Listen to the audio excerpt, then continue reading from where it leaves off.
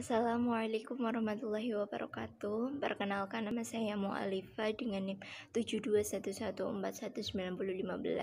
Ingin menjelaskan tentang sistem informasi manajemen bab 1, yang pada slide pertama adalah mengenai sejarah sistem informasi. Yang poin pertama adalah evolusi peranti keras komputer. Komputer yang kita kenal sekarang dapat dilacak kembali ke sebuah mesin yang disebut Electronic Numerical Integrator and Calculator atau disingkat dengan ENIAC, yang dikembangkan pada tahun 1946 oleh John Mauchly dan J. Besper Eckert. Mereka berdua merupakan insinyur di Universitas Pennsylvania. ENIAC adalah pendahulu dari UNIVAC 1 Remington Rand, yang merupakan komputer otomatis universal yang pertama kali dipasarkan secara luas. UNIVAC 1 yang pertama dipasang di sebuah organisasi pemerintah, Biro Sensus Amerika Serikat, pada tahun 1951. Lalu yang kedua adalah komputer berukuran kecil. Seiring dengan populernya komputer, para spesialis informasi menjadi semakin sulit mengikuti permintaan pelanggan, sehingga beberapa produsen menyediakan sumber daya komputer dari merespon dengan memproduksi dan memasarkan komputer-komputer yang semakin kecil dan lebih murah dari mainframe, yaitu komputer mini atau mini computers atau sistem skala kecil atau yang sering disebut dengan komputer mini. Yang ketiga adalah hukum Moore atau Moore's Law. Pada awalnya, hukum ini menyatakan bahwa kerapatan penyimpanan sirkuit terintegrasi dari sebuah chip silikon akan mengikat 2 kali lipat setiap tahunnya. Arti hukum ini bagi para pengguna adalah bahwa kekuatan sebuah komputer akan meningkat 2 kali lipat setiap 18 bulan dengan mengeluarkan sejumlah biaya tertentu. Hukum Moore's Law ini dari Gordon Moore, salah satu pendiri Intel tahun 1960-an. Berikutnya pada slide keempat ada pengantar arsitektur komputer. Inti dari sebuah komputer adalah prosesornya. Prosesor yang dikendalikan oleh sebuah sistem operasi seperti Windows XP mengelola alat input dan output, alat penyimpanan data, dan operasi atas data.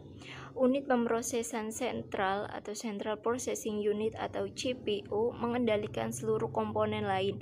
Memori akses acak atau Random Access Memory atau disingkat dengan RAM bertindak sebagai tempat kerja sementara bagi CPU. Semakin besar area kerja, maka akan semakin cepat CPU menyelesaikan tugas-tugasnya. Lalu berikutnya ada pengantar arsitektur komunikasi. Komunikasi antar komputer dibatasi oleh adanya fakta diprioritasnya komunikasi telepon antar manusia. Komunikasi data, baik awal maupun akhir suatu komunikasi data, akan membutuhkan adanya sambungan ke sebuah modem. Modem sendiri adalah sebuah alat peranti keras yang memodulisasi sinyal digital dari sebuah komputer, baik itu mati atau hidup, ini seperti sebuah saklar lampu, ke dalam sinyal analog suatu gelombang kontinu, misalnya bunyi suara, dan sebaliknya. Komunikasi antar komputer yang tidak mempergunakan sistem telepon publik biasanya akan jauh lebih cepat. Kini, komputer dapat berkomunikasi melalui jaringan nirkabel. Berikutnya ada evolusi di bidang aplikasi komputer. Sistem informasi adalah suatu sistem virtual yang memungkinkan manajemen mengendalikan operasi sistem fisik perusahaan. Sistem fisik sebuah perusahaan adalah suatu sistem terbuka yang berinteraksi dengan lingkungannya melalui aliran sumber daya fisik. Yang kedua ada sistem tertutup, adalah sistem yang tidak berkomunikasi dengan lingkungannya. Sistem yang benar-benar tertutup tidak akan berinteraksi dengan konsumen, manajer, atau siapapun yang tidak menjadi perhatian dari pengembang dan pengguna sistem. Berikutnya adalah Sistem Informasi Manajemen. Sistem Manajemen Information System atau MIS merupakan suatu sistem berbasis komputer yang membuat informasi tersedia bagi para pengguna yang memiliki kebutuhan serupa. SIM akan menghasilkan informasi ini melalui penggunaan dua jenis peranti lunak. Yang pertama adalah jenis peranti lunak pembuat laporan, report writing software yang membuat laporan berkala maupun khusus. Yang kedua ada material matematis, yaitu menghasilkan informasi sebagai hasil dari suatu simulasi atas operasi perusahaan.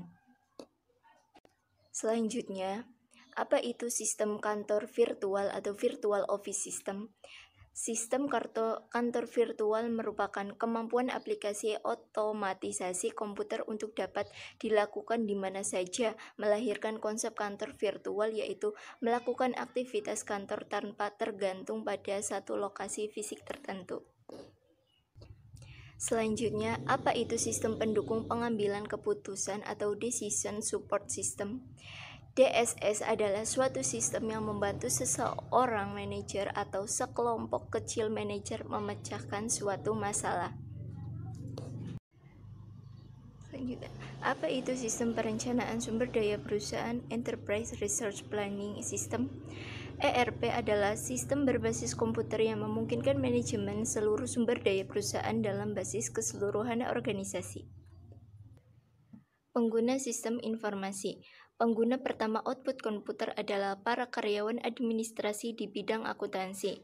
Selanjutnya, ketika perusahaan menerapkan konsep SIM, penekanan akan bergeser dari data menuju ke informasi dari karyawan administrasi ke pemecahan masalah. Meskipun istilah sistem informasi manajemen terdengar kebalikannya, manajer bukanlah satu-satunya pemilik SIM. Non-manajer dan staf profesional menggunakan pula hasil outputnya. Manajer sebagai pengguna sistem informasi. Karena manajer adalah individu, kebutuhan informasi yang mereka miliki juga sangat beragam. Namun beberapa kerangka yang bermanfaat telah dikembangkan sehingga memungkinkan kita berfokus pada peranan informasi dalam pemecahan masalah. Di mana manajer ditemukan? Manajer terdapat berbagai tingkatan manajerial dan di dalam berbagai area bisnis perusahaan, pemasaran, produksi, dan keuangan. Tingkatan-tingkatan manajemen. Yang pertama ada tingkatan perencanaan strategis, yang kedua tingkatan kendali manajemen, dan yang ketiga tingkat kendali operasional. Apa yang dilakukan oleh manajer? Meskipun terdapat perbedaan yang nyata di antara tingkat-tingkat manajemen dan di antara bisnis, semua manajer melakukan fungsi dan memainkan peranan yang sama.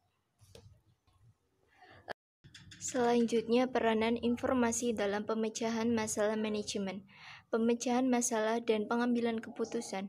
Hasil dari aktivitas pemecahan masalah adalah solusi. Selama proses pemecahan masalah, manajer akan terlibat dalam pengambilan keputusan, yaitu tindakan memilih dan dari berbagai alternatif tindakan.